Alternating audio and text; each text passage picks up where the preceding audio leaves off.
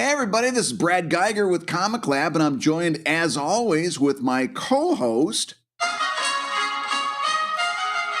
the homecoming king, Dave Kellett. Oh, for the love of Pete.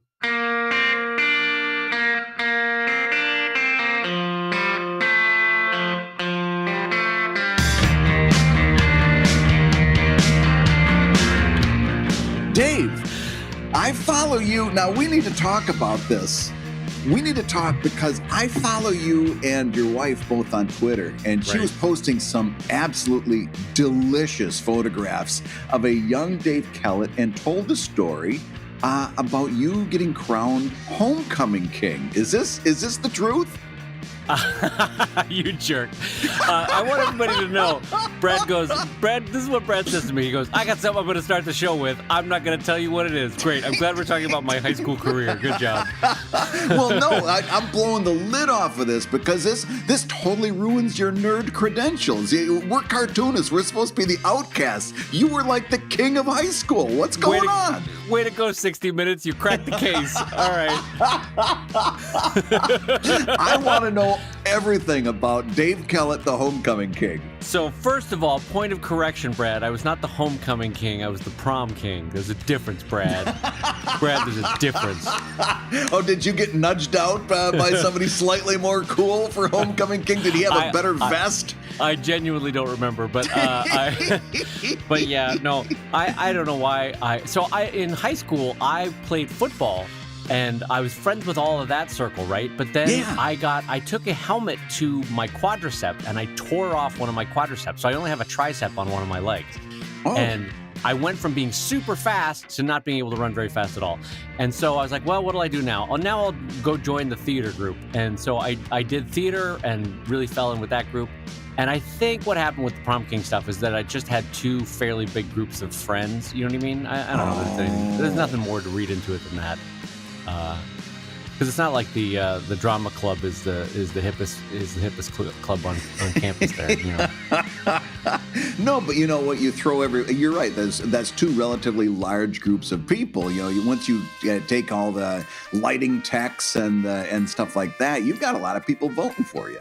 Sure. And lest you think that it was any big deal, a couple weeks after prom was over, I was like, I'm going to take apart my Prom King helmet or whatever this thing, the crown, and it was like velveteen. My Prom King helmet.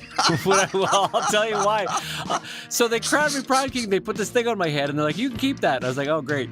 And I bring it home, and I was looking at it. It's made out of like velvet and fur and stuff. And I was like, what is under here? What is this? And I take it apart, and it's a butter tub underneath. Someone just sewed around a butter tub. I can't believe it's not Kellett. In true high school fashion, I can just imagine somebody's mom like, oh, I gotta make that Prom King hat. Oh gosh. Well, hurry up with the country crock. I need that. I know. Everybody gets extra butter on their bread tonight for Emily because Mama's got to sew after dinner. But yeah, the one thing that I will never hear the end of from my sweet, wonderful, adorable wife is that I did not actually ask her to prom. I still hear about it 23 years later, 25 years later, whatever it is. But I should have asked. Why didn't you ask her to prom? Were you guys just not intersecting at that point, or what was the deal? The genuine story is that I had a buddy who no one was asking her to prom, and so I was like, I'll take you to prom. It was semi. I hope she doesn't hear this. It was a semi-pity ask to prom, and that I knew Gloria would have no problem getting a date, but this girl, this friend of mine, was not getting a date and sad about it. So I asked her to prom. But anyway, well, there's a part of my heart that's warm knowing that you were the Prom King. Oh, is there? Yeah. It was least likely to be Prom King is what I was voted. So that's. It feels like it's one of those early 90s sitcom movies where someone hacks into the school computer and changes the votes for Prom King. And No, now listen, if you're listening to this out there, you go to at Dave Kellett on Twitter and look at the photos. I gotta say, Dave, you were rocking, and I agree. That was a fantastic vest that you had with your. Also, Brad, if I can brag about 18-year-old me, 18-year-old me was in super shape. Like I could bench press like 3 times my weight. I could squat like 400 pounds. I was super strong, and I was super in shape. So maybe that helped. I don't know. But now I look like a living ding dong. You know what I mean? I look like a Twinkie come to life. Back to the ding dongs. Sorry, that's my go-to. That's my go-to food. No, I look like if Ben and Jerry's had legs. That's what I look like now. But anyways. Well, on that note of my wonderful high school career, thank you, Brad Geiger. Hi, everybody, and welcome to ComicLab, the show about wearing butter tins on your head. And making a living from butter tins. I'm Brad Geiger, editor of webcomics.com and cartoonist of Evil Inc. And I'm Dave Kellett, cartoonist of Drive and Sheldon and co-director of Stripped. And this week's Hour of Comics Advice is made possible by your support at patreon.com/ComicLab. And Dave, give me the update. Roll the timpani. Oh, Matt, you got to put a little timpani in there. Get a little Ed McMahon marathon action or telethon action. You just taught me a word. I'm going to assume that timpani means like a drum beat. Is that what that is? Well, listen. Okay, now we got another cold open here. So I used to love watching the MDA telethon on Labor Day weekend. Right? Jerry Lewis would trot out all these people, and you'd get the late night Jerry where he was sweating and his bow tie was untied, and they'd bring out some big names every now and again. And punctuating this broadcast, back when they used to do it for a full 24 hours, punctuating this broadcast, they would do an update of what the new telethon number was, and he would say, "Roll the timpani." Ed would say, "I need a timpani roll," and then they'd roll the numbers and they'd show the new number and they'd play "What the World Needs Now Is Love, Sweet Love," and Jerry would cry, and then they'd go on and bring on the next act. A timpani is like a large kettle drum, and it's that sound effect when you hear in movies when they go,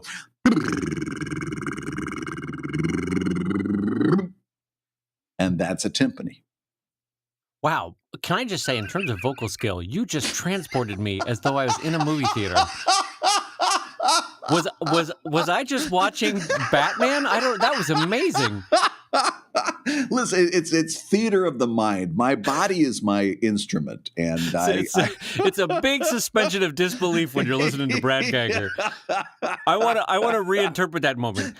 So it's the instrument that they play when it's a movie, and it sounds like this: boom. You know what that sound is. Anyway, let's talk about timpani more. I'm Brad Geiger. For my next trick, I'll do Santa Claus doing a timpani roll.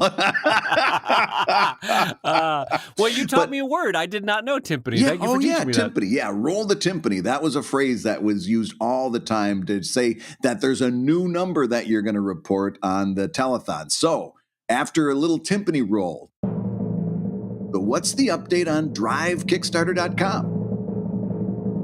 Well, Bradley J. Geiger, it's over at DriveKickstarter.com. As of this morning, we're at 76,000, so it's going good. I'm very happy with it. Now, you've already and how many weeks do you have left as of today? I have 16 days, either 15 or 16 days left to go. So you're at the halfway point, and you said during this broadcast that you'd be happy with anything between 50 and 75. You've already surpassed your high-end estimate of this. Yes, and thanks to the psychology of hedonic adaptation, which you guys can look up and Google that one. Hedonic. You don't know timpani, but you do know hedonic adaptation? Hedonic adaptation is the idea that you adjust to whatever form of money you make or whatever level of money you make, and so that if you're like, I'm fine making $50,000 a year, that's great, and then you make $50,000 a year, and you go, nah, I kind of want to make $70,000 a year. So now that I've made my backup goal of 50 to 75, I'm like, I got to get to 100. Want to get to 100, Brad? Yeah, it's the other word for hedonic that thing. Wow. Adaptation is how high is up. There's no matter what number you get, you always kind of go, I wish I would have done a little bit better. Oh yeah, and also you also play the psychological game, and you and I were talking about this last night. Yeah. With the Kickstarter, where you're like, how high can I get without promising a billion little tasks that I then would have to do? You know, Yeah. like, we got to get to 100,000. Everybody gets a free goat if we make it. You know, like some stupid promise that you're like, don't. You got to just keep it realistic. Well, and a lot of people get into trouble doing that. They get all caught up and they start adding on all kinds of additional things that also drive the cost up. And sometimes they get themselves behind an 8 ball because a very successful Kickstarter just cost them more money than they thought it would. Yeah. Yeah. Oh, yeah. It both cost in money and cost in time and cost in brain power. Like you can really eat up a half a year on one of these if you promise too many small little things that you then have to create or produce or sign. So anyway, before we move on, though, I feel like this is a critical thing that we'd miss if I would be remiss if I didn't bring it up. I want to know, what was Brad Geiger doing his senior year of high school? What was he like? Take Dave Kellett and make at high school and bring it around to just the inverse. I didn't even go to my senior prom. I had nobody to go with. I didn't even show up. I stayed home and probably played with my Star Wars action figures that night. I had nothing going on, man. I was not happening in high school. It was just you and your Boba Fett. Yeah. Yeah, well, that's what I called it at the time. But yeah, boy. No, no. I mean, it was what it was. I was not involved in any romances by any stretch of the imagination. And I didn't go. I remember you from your 20s where you weighed 30 pounds wet. What were you like in high school? Oh, in high school, I made that look robust. I was even thinner still in high school. I was a wisp of a bag. Were ID bracelets a thing when you were in high school, like they were when I was in high school? You mean like the kind of bracelets like, I've fallen and I can't get up? Like those, except it had your name on it. See, to tell you that story, I got to tell you this. Everything in Bad Axe, Michigan, where I grew up, everything came to Bad Axe like 10 years late. So like in the 80s, 70s fashion was just starting to crest in Bad Axe. And so like the big thing to do was to get these metal bracelets with little chain link, and it had your name on it. It was an ID bracelet. And That's a life alert bracelet, Brad. That's well, mine did say something about diabetes on the other end, but that's because we got it secondhand. But I had wanted one, and we got one, and we had to take so many links off of the ID bracelet just to get it to fit around my wrist without falling off of my hand. That like the jeweler said, if I take one more link off of that, it won't even be able to connect to the other side. Oh, Brad.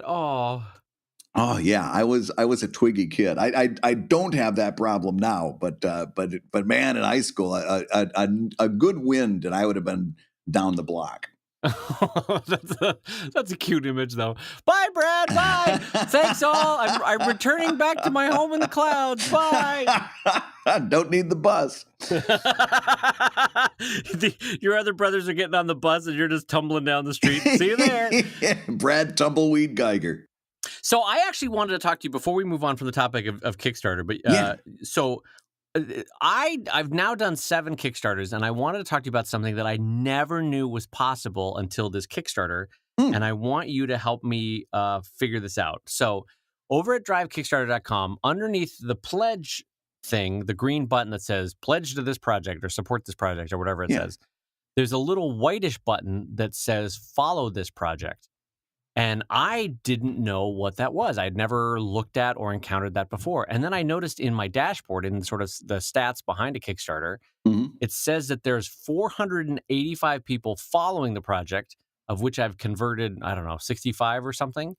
And what is this? When did this come about with Kickstarter? What is it? How do I make use of it? What goes on with it? So here's the deal. When you follow a project, they'll send them an email reminder to back the project if you haven't already when there's 72 hours left in the campaign. Okay. All right. So a follow isn't meant to overwhelm you with information. It's a selective feed. And that way people get that little nudge they need when the urgency is at its highest. It's a way to spur people on because as you know, if you tell me you've got a Kickstarter and I got 30 days, I'm going to find something else to do instead of pledge, because I'm going to say, well, maybe next week, maybe I didn't get, a lot of people get paid like every 2 weeks, and 1 week is a Spartan week and the next week is a Roman week, maybe they're waiting for their Roman week. But this is a Spartan week and a Roman week. Wow, I've never heard. That's what because Carolyn gets paid every 2 weeks. And after I left my job at the Daily News, those first couple of years, we always referred to the week that she didn't get paid as a Spartan week and the week that she did get paid as a Roman week, because 1 week we'd be acting like Spartans and the next week we'd be acting like Romans. No, I don't dislike this, but isn't one group Greek and the other group is Roman Empire? Is that they're all old? That's all I know. That's amazing. You're like, 1 week is Ming Dynasty and the other week is Navajo Nation, and you're like, well, Brad, those are two entirely different.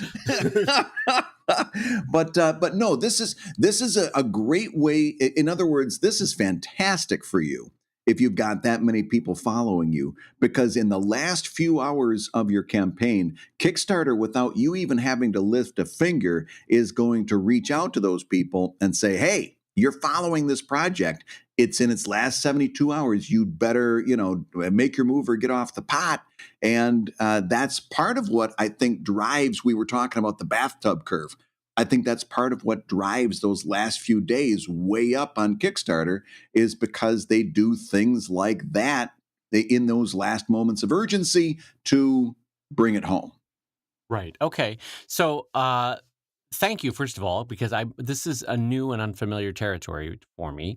Yeah. Is this newish? Because having done 7 Kickstarters, maybe I was just dumb. I never realized this was a thing. Well, when you brought this topic up, I did a little bit of looking, and it looks as if it was launched in May of 2010. Okay, good. So it's brand new. It's right off the presses. Yeah, you're right on the cusp. You're on the bleeding edge of Kickstarter crowdfunding technology. Jeez, which goes to show you that if you can know a lot about a thing and still not know everything. I did not know or notice, or maybe it's just my personality that I either back or don't back a project. I don't tend to be like, remind me again in 4 weeks, that kind of thing. Well, and it gets a little bit, it can be easy to get confused because there's 2 different ways of following on Kickstarter. You can follow a creator and then you get notified every time that creator launches a new Kickstarter. Or you can follow a specific project, and that's what you're talking about here, where they notify you in the last 72 hours. So there's also a couple of different ways to follow on Kickstarter. How wonderful that this exists, because it's like this resource that you didn't even know was there for you. So that's great. Yeah. But B, what a bummer that you can't help trigger their backing moment. You know what I mean? It's on Kickstarter, which I guess is why this is structured this way. It's like, don't bother me. I want Kickstarter to send me one email right before it ends, and then I'll back it. Yep. No, and also because in those last, you've run Kickstarters, I've run Kickstarters. Those last few days, your head is spinning. Could you imagine the danger if they left it up to you to send this out and you didn't? It's kind of nice that this is automated because then they just take care of it for you. This is why I love Kickstarter for its, and I always praise them for their internal mechanisms. I think I figure on my Kickstarters I get between 20 and 30% of my pledges from Kickstarter, from people who probably didn't know me until Kickstarter alerted them to me. And this is just another way that Kickstarter does it right. Well, and here's what I did so that I could learn from this process. Mm-hmm. I then went and signed up to quote unquote follow 3 or 4 projects that were ending in the next couple of days. Mm-hmm. And I've now seen the information that Kickstarter sends you when you follow a project. So what I'm going to do is I've made a note on my iCal and a reminder on my phone to update and change my information, the specific information that Kickstarter will send out from my campaign, so that it reflects the highest energy level, if you know what I mean, marketing push. So I can say something like 14 stretch goals unlocked or something in the whatever blurb they'll see in that email. Oh, what a great idea. Yeah. Yeah, because I didn't know that this existed. So now that I do, I want to capitalize on whatever Kickstarter sends to people with the best messaging that I can. So I'm glad that I learned about it. I wish I had learned about it in 2010 when they apparently launched it. But you know what, Brad? Even a broken clock is right twice a day. So this old dummy is... And speaking of clocks, we're at the 20-minute mark. Let's do a question from one of our $5 Patreon backers. I like it. Let's do it. All right, here's a question I'd like to throw at you here. This is from one of our backers. I actually don't draw comics, but my boyfriend does. What are the best and worst ways I can support him and his work? We both love the show, and you make the hours in finance fly by. This is his girlfriend speaking. Spreadsheets are my jam. And Dave, what do you have to say to this question? Well, I feel like this is setting us up to ruin our relationships with this question. We're going to get in trouble somehow. Knowing the two of us, we are going to get ourselves into trouble with this some probably. joke. Anyway, no. So I think, first of all, how nice.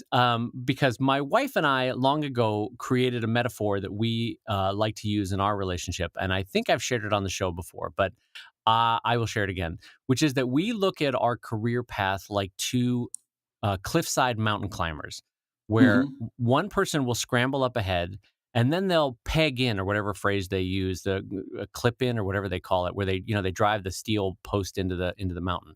Yeah. And then that person is secure, they're locked in, they're ready to go. And then the other person clambers ahead.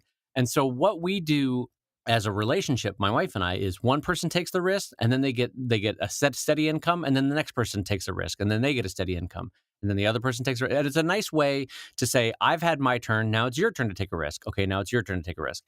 And so there have been years where my wife chasing her dream wasn't working for a year or two. And there were times where I chasing my dream had a significant drop in income. And so that's I feel like that's a helpful metaphor for a lot of people in their own relationships to share. So with that being said, first of all, kudos to you as a question, gosh darn it, Brad, you've ruined me with that. I always want to say question asker now. Darn it. Our question asker. Go ahead. It feels good. Question asker. Just, I don't know why it just sounds like ding, ding, ding, ding, ding. I'm a question asker. Anyway, so with our questioners, first of all, kudos for the kindness and the love in wanting to support your significant other in your relationship. So the thing that I would recommend in terms of supporting your significant other is the good strategy in the early years of your career are this is for the actual artist, find a day job that both brings in money for the relationship so that you don't feel put upon to carry everything for years and years and years. And then find a job that also allows you at nights and weekends to really flourish in your art and to work and create and be happy. But as a couple, I do think you have to sit down and say, all right, but you do have to have some day job. You have to be bringing in some income. We can't, because it'll incur resentment, and it'll incur awkward conversations if only one part of the couple is bringing in income. Mm-hmm. So I do think that's the case, and it's probably already the case. You probably both already have jobs, but and then as far as other emotional support, it sounds like if you're even asking this question, you're already on the right path as being a kind, open-hearted person that wants to see the person that you love succeed. And so I think you're already on the right path there. Brad, what are your thoughts? This goes hand in hand with that Booth Barnacles conversation where we said, if you have to ask, am I a Booth Barnacle? You're not a Booth Barnacle. And if you're the kind of person that asks, how can I best support my boyfriend? You're probably already doing it. However, I don't want to talk to this woman. I'm not gonna. I don't want to direct my words to this woman. I want to talk to the guy. All right. What kind of an idiot are you? Boyfriend, girlfriend? Put a ring on that. Holy shit. Listen, it does not get better than this. You've got a woman, Dave, she signed up to Patreon because her boyfriend likes the show, right? She's writing us the Patreon question, right? She's so invested that she's signing up to Patreon. She wants to know and read the question. She works in finance. She's good with money. She's a supportive partner who's good with money. You've hit the jackpot. Stop. Put a ring on it. Holy moly. This is amazing. You just became an Italian grandmother. This is why don't you marry her? She's a beautiful woman. She has everything. Her heart is as beautiful as her face. She's got a soul sent straight from heaven, and she's good with money. She's gonna be great. She's a partner for life. I love this. I love Brad Guigar matchmaker. This is amazing. And I used to. By the way, I'm gonna apologize just for a second. I used to hate when people did that to me before Carolyn and I got married. I hated them with a white hot passion. So it's okay. You can hate me a little bit, but holy moly, what a partner this woman is. And she's good with money. Listen. This is a fantastic. This is a beautiful thing to do. To be concerned. So I aside from playing I want to sing like lyrics to Fiddler on the Roof as you're going through this. Like, I really, you know what? I all joking aside, I when I saw that, I was literally moved because what a beautiful, thoughtful thing. So I'm going to tell you the answer to your question now instead of joking around. The best gift that you can give this person is time, and time unquestioned. If they say, hey, I need a little bit of time to do this and do that. Now, that doesn't mean that it's okay for him to hole himself up in his studio or his workspace for the entire weekend and pay no attention to you and stuff like that. That's not what I mean. But every now and again, this guy is going to need a little break. Or not a break from work, but he's need to give him a break, like let him off the hook. There's something going on, and he's conflicted. There have been times when it's like I tell Carolyn, I've got this, and this to do, and she'll say something like, "Well, if I pick up the kids from choir practice, would that make things easier?" And in that moment, my heart erupts because even something small like that, like let me take one thing off of your plate so you don't have to worry about it. Those are the moments that really let you know that your partner has your back. And that's all we want out of any kind of partnership, but particularly a marriage. You want to know that this person that you're with has your back. And so I would say give this person the gift of time when they need it the best. Anyway, to put a capstone on it, though, and I think Brad had the best advice is, she's in finance, honey. Put a ring on it. Oh, my goodness, yes. I ain't going to kid about that. I love matchmaker Brad. That's great. Matchmaker, make me a match. That's great. So, Dave, are you ready for our second question of the show? Not only am I ready for the second question, Brad, I would like to read it, and here we go. Dave and Brad, short of entering into a Twitter feud, what are your best strategies for building buzz on social media about an ongoing long-form project? So, Brad, here's the question to you. What are your best strategies for building buzz on social media about an ongoing long-form project? This is great, Dave, because I'm going to go right from being Grandma Geiger to Grandpa Geiger.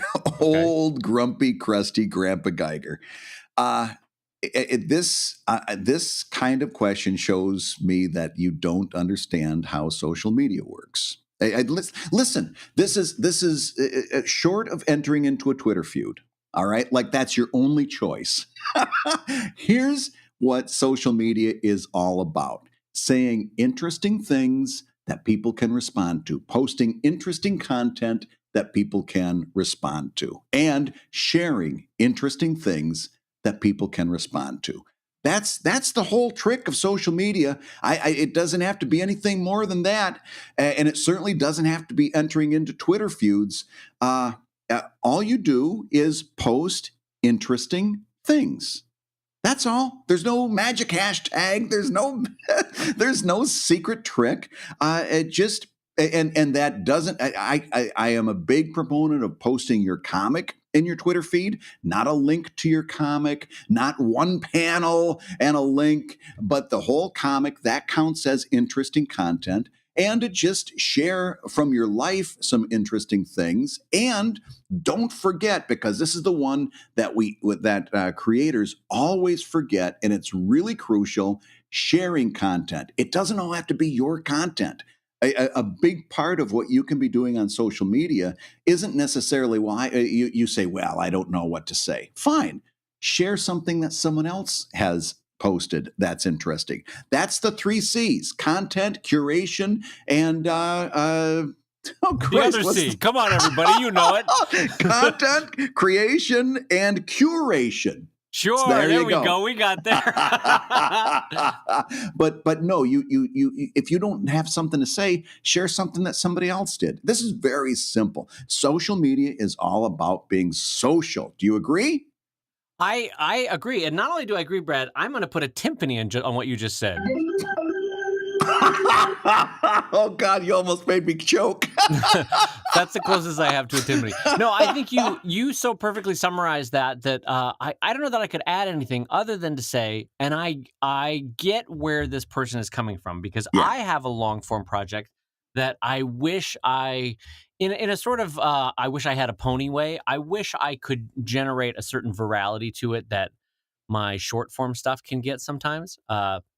So I understand the frustration of like, how do I gin up some excitement about this long form story in social media? And all you can do is, as Brad said, be yourself, share the comics, be entertaining as best you can in all sorts of ways. Even in sadness, you could make that entertaining. You don't have to be like, I lost my shoe today. You just make like with every comedy writer that's ever written, you take the fact that you lost your shoe, but you make it into an entertaining angle or a thrust of what that joke is. So, yeah. And you shouldn't feel hamstring that you're doing a long form project, because posting that long form should be the smallest percentage of what you're doing on social media. Everything else should be what's attracting people to your social media. And then when you post that long form, they came for the other stuff and they get exposed to that. Well, yes, exactly. I want to. This may be an unfair comparison, but I think it'll be helpful in terms of showing you what Brad's talking about, which is when you ask a question like, what are the ways to build buzz in social media? It's not unlike those creepy guys on Reddit that want to know the 5 phrases that you can hit on a woman with at a bar, and that, by God, that'll make her want to date you, you know? Right. Like if I just had those 5 magic phrases that I could, whatever they're called, opening lines or hitting lines, whatever. What do you call it? A pickup line. Come on lines. Pickup lines, yeah. Pickup lines, thank you. Jesus, old man McGibbons over here. Whereas the truth is, as with everything in terms of relationships, if you are fun, if you are the best you can be, if you are confident in yourself, if you're happy, if you make other people feel good about themselves, then they will want to date you. But people want that shortcut of like, what is the 5 words that'll make her eyes go wide and think that I'm the best person ever, you know, that kind of thing. So it's a little bit like that when you're looking for this kind of strategy. What you're behind the hope behind what you're asking is, what are like the key phrases that I could say to make people check out my comic? And the truth is, good work is the best way, right? Yeah. That's not a fun answer, but it's the truth. Is that good work, even in the snippets that you get in social media, there will be times where if it's truly good work, I'll be like, what is this art style, or what is this story even about? I want to go check this out. And does it happen on a less viral basis than it does with short form? Yes. But even long form, if it's done really well, people will want to check it out. And so be the best you, be the funniest you, be the most entertaining you, work on your craft, get better and better and better, share that and share it in a fun way. And I think Brad hit it on the head. And that is how you can best make use of social media. Yeah. Oh, and one other thing, just to make sure that you're doing all your due diligence, make sure that there are links to your work in your Twitter profile. That's one thing that you'd be surprised how many times people drop the ball on that. Is that I've done that myself, where it's like, oh man, I like that style. I want to know more about this person, what they're doing, and so forth. And I click to their Twitter feed and I look on that left-hand side profile, and there's nothing, no links there, nothing to direct me to where I can find out more about what this person's doing. Yes. So do make sure that you're doing just the basics of due diligence there, you know? Right. Or even another frustrating one is when they link to something that's like a 4-year-old Tumblr that has Oh, no yeah. additional information about where you could get their book or how you could read what they're doing now. And you're like, there's got to be a better way for you to tell me what you're working on. I know you're working. I see the project that you're social mediating about, Yeah. but I want to see more of it. And where do I go? Yeah. And so to Brad's point, you want to have branding and links that are consistent across all your social media presences. So Twitter, Instagram, Facebook. And you want to have both background images and profiles that reflect that branding, and pin a tweet that's the best work, that's gotten the biggest reaction. The basics of Twitter and social media and stuff. But to Brad's point, the basic idea is that there's no silver bullet in terms of shareability. The basic thing is to build a mood, a tone, and a look on life that reflects you and that people will want to see more of. So, Dave, we've got another topic here, and I really like this one. Okay. This is a really good one. This is another one of our $5 level Patreon backers who asks, how do you folks make the decision on which skills to develop and which to contract out? In other words, when hiring, whether it's hiring colorists, assistants, sound editors, and we know the value of a good sound editor after doing this show today. Where and how do you draw the line between personal and business growth? In other words, you hire a colorist, for example, like I did, and then you're kind of saying, listen, I'm never going to pursue becoming a better colorist. And so how do you draw the line between personal and business growth? Boy, this is a great question. This is a great question because there's a lot of angles to come at this from. All right, can I start this one off, Brad? Because I'm champing at the bit to start on this one. Oh, all beautiful. Right. So my dad had great advice when I first bought my first house. And there's a longer story to this, which is that, Brad, I had a 2-month archive built up for Sheldon. I was 2 months ahead when I bought my first house, right? 2 months? But it was a fixer-upper, my house. And so I was like, well, I'm going to do plumbing this week. All right. Well, I lost a week and a half worth of Sheldon, but you know what? That's fine. That's what the archive, that's what it's for. So that's fine. And I still got 3 weeks. Yep, I'm still 3 weeks ahead. All right, I'm going to do some electrical. Okay, that cost me 4 days. So I got the electrical in the house working, but I lost 4 days of Sheldon. And then, all right, now it's time to paint the entire exterior of the house by myself. All right, and there goes any form of future Sheldons that I had done. And this was back when I was doing them 7 days a week, mind you. So this was like, I was like 50 Sheldons ahead. And the little capstone to this story is I never caught back up. I've never had that deep a buffer as I had back when I bought my first house. Yeah. So anyway, I don't know the reason why I mentioned that. You forgot why you told that story and got just caught up in the sadness of it all. I know, I did. All of a sudden, a guy with a little violin and a tuxedo rolls into my studio there. Just, that was not unlike Brad explaining timpani. Was my violin version. Timpani, not timpani. Timpani sounds like a dish that comes after you've had a lot of pasta. And would you like a little timpani? I would like some timpani. Yes, thank you. It's like Chianti, Brad, but it's de rigueur if we have the timpani. Guys, don't forget to sign up for Brad and I's Patreon, Foreign Languages with Dave and Brad. You're going to want to sign up for that Patreon. There's a lot of amazing exclusives on that one. There's just a little cartoon of us saying, Sacre Bleu, you'll love it. It's just us mispronouncing Farfig Nugan all day long. So anyway, the reason I bring up the house is because I was house rich, money poor at that point. Like I had no cash from putting down the down payment on that house. So I had to do the fix-ups myself, but also my dad gave me great advice, and I transferred it into my cartooning, which is do every job you need to do yourself first, then hire out the ones that are either too annoying, too time consuming, or too Mhm. expensive for you to do by yourself. And the reason you want to do it first by yourself is you'll have a sense of how much it is worth to you to hire it out for someone else to do it. And so I've taken that approach with my cartooning is try everything once myself, and then what's either too annoying, took me too long to do, or cost me too much money in terms of lost earnings elsewhere, I'll just pay a lesser sum to have someone else do it. And so that's been very helpful for my career.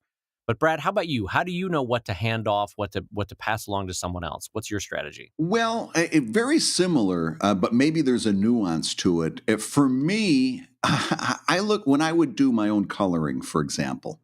I would see that my stuff just did not look as good as when actual people who pay attention to the fine art of coloring did their work, and also I just knew that although I could get better at it, I knew that the amount of time and the distraction from other things that I could be doing was going to be too great. So it became a better idea for me to hire a colorist than to put that extra time into learning to be a better colorist. And along the way, it was also a nuts and bolts thing, especially when I started doing Patreon. we gotta have Alex on the show sometime so she can tell you the story. When I first started doing Not Safe for Work comics on Patreon, I was coloring them myself because I didn't want to ask her to color them because I was like I didn't want to put her in an awkward position. Was it did the Midwest in you come out? Is that what it was? God, I would so much Catholic shame, so much Catholic shame, and I finally had. Well, I love this image of Brad at home. Oh, there's no way I can ask her. I just can't do it. Oh gosh. Oh no. I was tortured over it. I really was. And she was like, "Oh yeah, that's fine." And she does gorgeous work. God, the stuff that she makes my stuff look so much better. But what I quickly figured out was I can do twice as much work, literally, if I'm not coloring these things, if I hire a colorist to do the work. And so it was an expenditure, but what I got back wasn't only good work, but it was a higher volume because I could then, instead of coloring the stuff, I could go on and work on the next thing. And there was two of us working on it. It was more of an assembly line, right? Right. So for me, the answer to this question is number one, there are certain things that you just are not going to be good at. And although I believe anybody can become good at anything if they work and they apply themselves and so forth, you know that there's some things you're going to have a better shot at than others. It's the same reason I hire a CPA to do my taxes, right? Yes. Yep. That's a skill set that I don't have and I'm not comfortable doing on my own. And I would rather have that person look over my taxes and make sure that I've dotted all my I's and crossed all my T's. So there are certain things that are not only aren't in your skill set, they're just never going to be in your skill set. And then there's a third category, like Matt, our engineer. The amount of time that it would take me, like I used to do the audio engineering, if you want to call it that, for ComicLab in the very beginning, which meant pulling our tracks into GarageBand and doing some very, very rudimentary editing to it.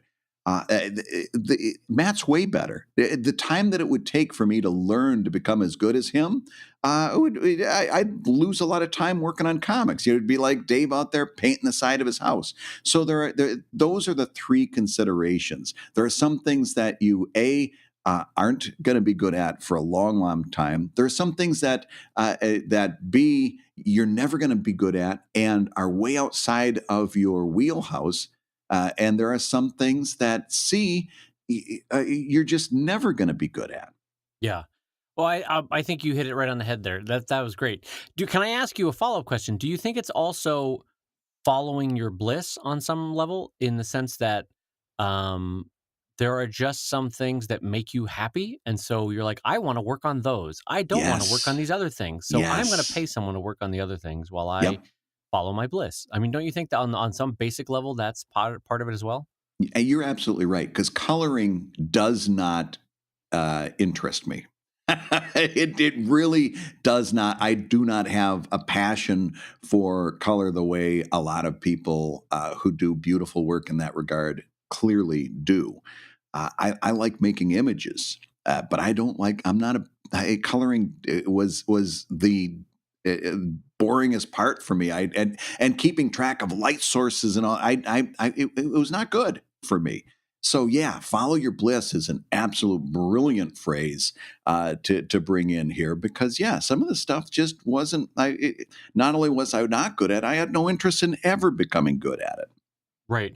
For me too, it's been a process, but it's the slow dawning realization that not only can you be more efficient when you invite other people into your process or hire other people into your process, not Yeah, only can you be more efficient, but once you start to learn from each other, it can actually make the whole thing better. yeah, And so my own I, like you, the interest for me, probably because I'm colorblind, my interest with coloring was always lukewarm at best. yeah. And so to have someone who's very good at it, who has a skill set that I'll never have, and who has the 10,000 hours of working on it, is makes a very big difference. And what's great is it has made the overall process better. It's made it more fun, and it's basically a rising tide that's lifted all little boats on it, you know. And Hmm. so I get to focus on the things that I'm most excited about. I'm following my bliss, but it's also made the overall process better. I'm learning, and it's opening me up as an artist to options and possibilities that I never considered before in terms of how I would have presented this joke or this panel or this and that. And so you end up becoming a better cartoonist in that regard too. So Yeah. I've been very thankful for that. But like you, there's also business stuff with CPAs that or lawyers or consultants where it's just like, I could learn this, I could do this, but why not hire someone who's spent 20,000, 10,000 hours working on this, knows their stuff, could do it in a half a day, whereas it would take me 7 to 10 days to do my own taxes, that Yep. kind of. And then there's just it's something that I am aspiring to, and you've already done, the concept of hiring an assistant.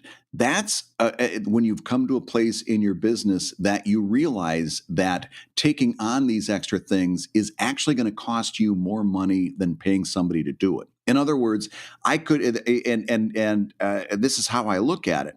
I could do a certain thing, like working on the next edition of the webcomics handbook, which Right. is high on my list right now. I could be working on that, but if I'm doing that, then I'm not doing the next commission for my Patreon backers. And if I'm not doing the commission for Patreon, that's really where my central core of my business is. So if I pull off of that to work on the handbook, I'm going to lose money. So it becomes important now for me to say, okay, I'm going to hire somebody to go through and at my direction do certain things that I can direct and delegate, but don't have to be consciously part of until I go back and take a look at the results.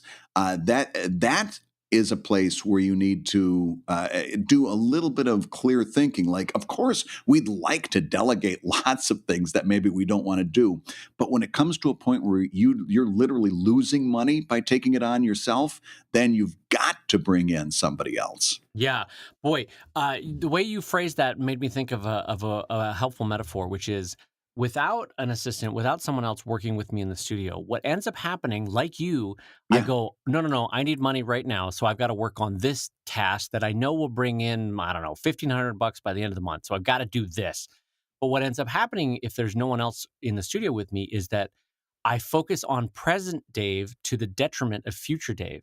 So right. I'll do the short, easy money makers or whatever projects that I'm doing, but I won't do the bigger, longer term projects that frankly won't be a bigger payday in the long term or are worthwhile for the overall business or my art.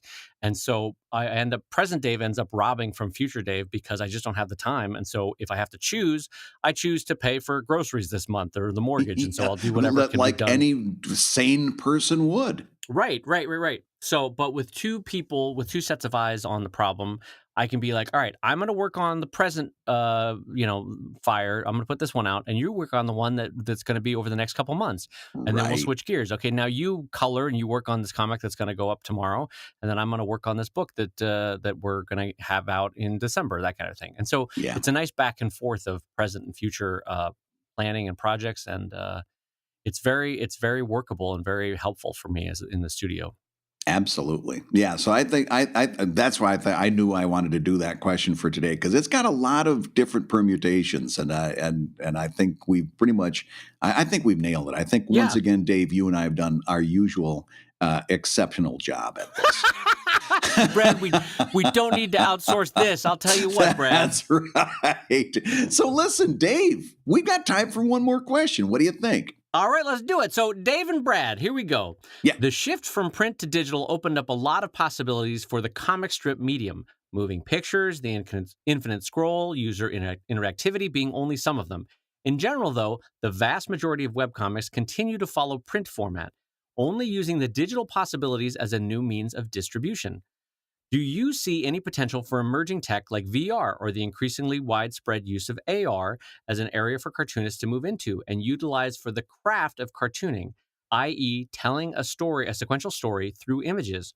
Or is this just another example of emergent tech which may offer new avenues of distribution and nothing else? Brad, what is your take on that? Why does there seem to be less innovation than one might expect in comics and in comic strips? You know what? I don't like this question, and I'll tell you why. Because you're a grumpy old man. Yes, we're going to go back to grumpiness. No, I don't like because what this person says is because comic strips haven't become animation, therefore there's no innovation in comic strips. Why does a comic strip have to become an animation to prove to you that there's innovation in comics? Why does it have to become something else? Look through this person's question, and every time that they put forth examples of what they consider innovation, it's no longer a comic strip. And by the way, I think animation is fantastic, but I don't think it's more innovative in its own thread than comic strips have been in their own thread. But trying to compare one to the other, you pick a lane. Oh, I see what you're saying. You're saying like just transpose this art form of like, hey, sculpture. Why aren't people carving stone differently than they've been doing for 2,000 years? Because assisted reality works now, or virtual reality works. You're like, well, people still like carving stone. So right. Better yet, why are you still doing a sculpture when you could be doing animatronics? Right. Well, because I'm a sculptor, and I like doing a sculpture, and there's something beautiful and workable and worthwhile about doing a sculpture, and that doesn't mean that it's less innovative than animatronics. It means it's in a different lane. Yeah, so I will co-sign on your thought here, is that I see what they're getting at. They're like, with all these amazing new technologies, why is the comic strip still the comic strip, right? Like, why isn't it changing? My initial response is because the comic strip over 100 years got whittled down to this really amazing little format, and it's really powerful and it's really effective for communicating little snippets of information. And the same is true for the comic page or the superhero novel or even the graphic novel. They all serve a very specific purpose and they do their job well, which is usually why an art form doesn't change, right? Mm-hmm. And it was actually one of the few critiques that I had of Scott McCloud's, understanding comics and reinventing comics. He, there was a little bit aspect of like, because he was writing early and very excitedly about like, and it's going to have lasers and everyone's going to be a hologram and oh boy, look at this, we're all going to be spinning in our chairs as we read a comic. And you're like, no, the comic strip itself is great. What the problem was with comic strips was their distribution platform, the newspaper, was a steaming pile of shit. And so that had to change. But there was nothing inherently wrong with the comic strip in the same that there's nothing inherently wrong with Michelangelo's David. It's a beautiful sculpture. It doesn't need to be made into a hologram. It as an art form, it as a form of expression is perfectly fine as a sculpture. In the same way that Crazy Cat is perfectly fine as a comic strip, or Calvin and Hobbes is perfectly fine as a comic strip. You don't need to make it into a hologram, and you don't need to make it into. Now, having said that, the one thing that I could see with AR or with VR, maybe let's focus on AR, is I could absolutely see a platform in which you have comic strips floating in front of you. Does that mean they need to be animated? No, but you can absolutely be reading your comics on your couch and they're floating 4 feet ahead of you. There's nothing wrong with that. And there's no saying that that's not a great use of a new distribution form for comics. But that doesn't mean they have to be animated. That doesn't mean they have to have sound. That doesn't mean they have to have a smell that suddenly generates into your system. Right. The comic strip as a platform is already whittled down and frankly perfect, I think. I think it's really, really good. Yeah. And the innovation comes in the writing. It comes in the drawing. It comes in the form of that story or the way it lays out. That's where a comic strip innovates, I think. Now, Brad, I'm going to pass it back to you because I've been talking too much. You haven't, but let's also talk pragmatism. Here's a part of the question. In general, though, the vast majority of webcomics continue to follow the print format, using only the digital possibilities as a new means of distribution. Why that is because very simply, that's where the money is. That's where the money is. The money is not in putting the comics up on a website, especially in a post-advertising web publishing age. The money is not there. The money is not in ebooks quite so much, but the money is in the print product. So, of course, we're going to emphasize and make our work very suitable for print, because that's where the monetization happens. That allows me to keep doing comics and not to have to take a day job. The print is still where the money is. And you can look at what's going on, and we do have to talk about this at some point, Dave, what's going on Lion Webtoons, where the predominant format for success on Webtoons is to build your comic so that it can be scrolled vertically panel by panel. Okay, not in a comic book page, but to scroll down. Right. And some people even float their word balloons in the spaces between the panels and so forth. Right. And I think that's fantastic. Like Danielle's doing that new comic of hers that we've discussed. Boo, It's Sex, right? But I would be betting my last bottom dollar that even as Danielle is planning that strip to be read panel by panel vertically, she's also got it set up so that she can take those at some point, rearrange those panels in a planned out system. Like it's not haphazard. Let's hope these panels fit onto a page. It's going to be like, okay, we're going to be breaking this down into 10 panel sections, and they're all going to be the same size, so I can take those and rearrange them on a page and everything's going to fit.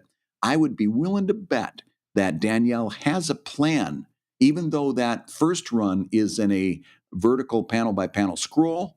At some point, she's going to rearrange those panels on a page and offer a book, because that's where the money is. And Brad, I am so glad you brought up Webtoons, because I think the Korean innovation of the scroll is frankly one of the best answers to that, which is someone found out possibly a better way, on a phone anyway, to read a comic strip. And so that innovation has been adopted by the market. And frankly, you have to think about it in terms of a marketplace of ideas. I'm not talking about finances, but it's not like there's not innovation. I have seen cartoonists incorporate animated GIFs into their comics. Like Meredith Grant had a really effective one in Octopus Pie one time. Mm-hmm. And I have seen cartoonists do infinite scrolls where you're or near infinite, where you're scrolling down for 30 pages on a single comic, right? So it's not like people aren't innovating, but the marketplace of ideas votes in the same way that the marketplace of capitalism votes. And so it's not like Brad and I aren't looking at this and going, that's the way to do it. What's happening is we're looking at it and we go, nah, that's a way to do it, but I'm not doing that every day. And so it's kind of like, you know what? This is a great example. Think about Jack Kerouac writing On the Road. And when he wrote that novel, he wrote it as a continuous scroll. It was a pasted together series of papers, right? Mm-hmm. And the marketplace of ideas said, that's one way to write a novel. No way in hell I'm doing that, but good for old crazy town high on LSD over there. I mean, that's fine.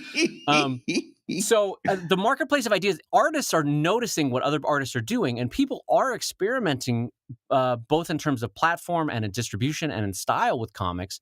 It's just that the marketplace of ideas mostly goes, you know what? The comic strip is pretty good as is. The comic page is pretty good as is. Like, that's been 100 years of whittling that down. That's really working well. And occasionally you'll have people using animated GIF, or occasionally someone will have an audio file that plays, 20 seconds as you're reading into the comic. Occasionally you'll have some innovation with scrolling. But I think for the most part, the marketplace of ideas sees these people trying these different things and goes, nah, comic strip's pretty good. Yeah, and I'm glad that you use the term marketplace of ideas, because it does come into a kind of a study in economics. I could add all those things that Dave's talking about to Evil Ink. I could add an audio file. I could add a second punchline when you hover your cursor over the comic. I could do all kinds of stuff. The return on investment for all of that is minuscule. The people that actually are going to get some kind of enjoyment or convert that enjoyment into monetary support is fractional. Whereas just doing a good comic is very powerful. People respond to that. Yeah, that's a good way to say it. But the return on investment on all this other stuff is small. Yeah. And when the marketplace of ideas sees a return that is actually returning, i.e. the Webtoons format, people will start adopting it. And in some ways, I started adjusting Sheldon to be vertical mainly because in the marketplace of ideas, I looked over at Webtoons and I was like, oh, that's interesting. That's a good idea. That makes the comic strip better on a digital platform. I like that. Absolutely. And I'm mirroring Evil Ink on Webtoons as well. And as soon as the current storyline ends and the next one launches, I'll be reformatting I do mine as a page, but it doesn't take that much effort to set up, take that page and do the reverse, break it into panel by panel, and put that up on Webtoons and Instagram, for that matter, on panel by panel basis, and kind of get the best of both worlds. Now, I will go through that step and check the return on investment after this storyline, and if it's returning me something valuable, I'll keep doing it. And if not, I'll go back to the thing that's been the core of my business since the year 2000, and that is print. Right. Well, even though we started on Brad's grumpy tone, I want this questioner to know that I do think this is a valid question, because it's interesting. It's interesting to say, like, hey, with all these new technology platforms, why aren't comics changing? But it's kind of like, do you remember how in that marketplace of ideas, remember when Blu-rays had that ability to really want to learn more every time a scene would happen? Yeah. And you could click on something. And it was like, there's a technology that existed for a while. Maybe it was Laserdisc. And the problem is the fundamental platform of film was fine. Nobody wanted that. Wikipedia could go and be looked up later. Like, no one wanted to have their film process interrupted by, like, hey, are you enjoying this scene? Would you like to know about this actor? Want to know more about how they got this part? Yeah. Hey, why is she wearing that dress in this scene? Learn more right here. And you're like, no, just let me watch the damn film. And so 110 continuity errors that nobody really cares about. His left hand was up in the previous scene and his right hand's up in this scene. Well, I don't care. So what I'm getting at is that cinema as a platform, an hour to an hour and a half cinema, is working really well. And so even though technology can do a lot around cinema or change cinema or the like, it doesn't necessarily add to the joy that you feel both as a creator or as a consumer of that art. And so when and if those conditions change, that's when people will adopt those interesting technologies that you mentioned. But for the most part, I think the comic strip, the comic book, the graphic novel, they're all doing fine, and people actively enjoy them as a way of learning a story or getting information. And so they'll stay largely the way they are until something better comes along. That's the short version. Yeah, absolutely. I agree wholeheartedly. Oh, Brad, we're ending on a moment of unity between us. I feel like there's been very little vitriol aside from me making fun of you probably, but there's been very little vitriol. If only the world could take an example from how you and I get through life, it would be a better place altogether. If only the world could learn from a thin boy from Michigan and another boy that only has a tricep on his leg. And the Prom King from Los Angeles. Was that Los Angeles at that time? No, I grew up in San Diego, California County, in a little town called Carlsbad, which now has a Legoland in it. With the canyon, right? Carlsbad Canyons. No, but it's been lovely playing with you. No, isn't there a Carlsbad Canyon? Yes, but that's in New Mexico, I think. No, not that you asked, but my hometown was named after a Carlsbad, Germany, because Carlsbad, Germany had natural spring water that had this mineral property, and they tested the water in Carlsbad, California, and it had the same water as that German town, minerally speaking. So I'll be darned. No one wanted to know that. No one cared. Wow, That's Matt. the most useless part of this show. Matt, hit the guitar. There it is. You've been listening to ComicLab, the show about making comics and making a living from comics. And as a bonus, we also like to include bits about water and mineral water and how mineral water can impact your career. And so that's why we throw that in at the end. Anyway, your hosts have been my delightful friend, Brad Geiger, the editor of webcomics.com and the cartoonist of Evil Inc. at evil-comic.com. And Dave Kellett, the co-director of Stripped and the cartoonist of Sheldon at sheldoncomics.com and Drive at drivecomic.com. And don't forget to check out that Kickstarter, drivekickstarter.com. And the Comic Lab theme song is used with permission from Andy Creighton at theworldrecord.net. And this episode was edited, as always, by the ever-talented Matt Woodard of Woodsong Productions at www.woodsong.media. Comic Lab is made possible by your support on patreon.com/comiclab, so we'll go ahead and say that twice. Patreon.com/comiclab. I was trying to mimic you and I didn't even do it right. Oh, boy. Well, you scared me. I should have just kept going.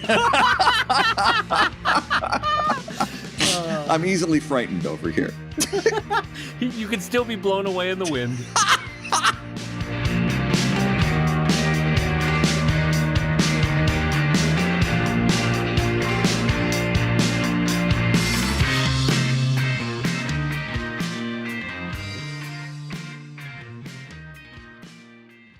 She's in finance, honey. Put a ring on it. Oh, my goodness, yes.